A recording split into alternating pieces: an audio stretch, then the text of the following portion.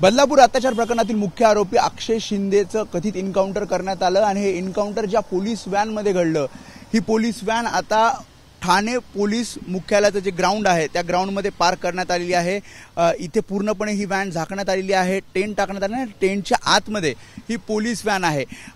साधारणपणे काल सायंकाळी 6:30 ते 7च्या दरम्यान ही सगळी घटना घडली, ज्यामध्ये तळोजा कारागृहातनं अक्षय शिंदेला ठाण्याकडे आणलं जात होतं आणि यामध्येच मुंब्रा बायपास जवळ ही सगळी घटना घडली।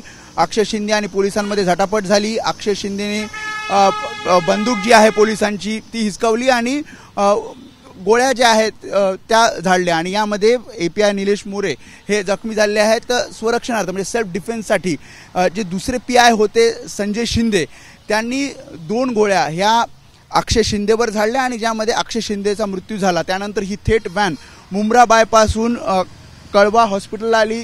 तिथे कळवा हॉस्पिटलमध्ये जे शव आहे अक्षय शिंदेचं ते तिथे ठेवण्यात आलं आणि त्यानंतर याच ठिकाणी या ग्राउंडमध्ये ही आता जी व्हॅन पोलीस व्हॅन आहे ती पार्क करण्यात आलेली आहे। फॉरेन्सिकची टीम इथे येणार आहे। फॉरेन्सिकची टीम त्यासोबतच इतर जे अधिकारी आहेत ते या ठिकाणी पंचनामा करतील आणि ज्या प्रकारे गोळ्या झाडण्यात आल्या त्यानंतर या सगळ्या कथित एन्काउंटर प्रकरणामध्ये SITची स्थापना करण्यात आली आहे आणि SITची टीमसुद्धा या ठिकाणी येईल आणि जो तपास आहे तो इथे केला जाईल आणि त्यामुळेच ही पोलीस व्हॅन इथे आता पार्क करण्यात आलेली आहे। काही पोलीस अधिकारी सुद्धा आपण बघतो आणि फॉरेन्सिकची टीम आल्यानंतर पूर्णपणे पंचनामा इथे केला जाईल, जबाब नोंदवले जातील आणि ही पूर्ण जी SITची टीम आहे ती पुढची चौकशी करत असताना आपल्याला पाहायला मिळते।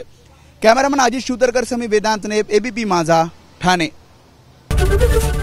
ABP माझा, उघडा डोळे बघा नीट।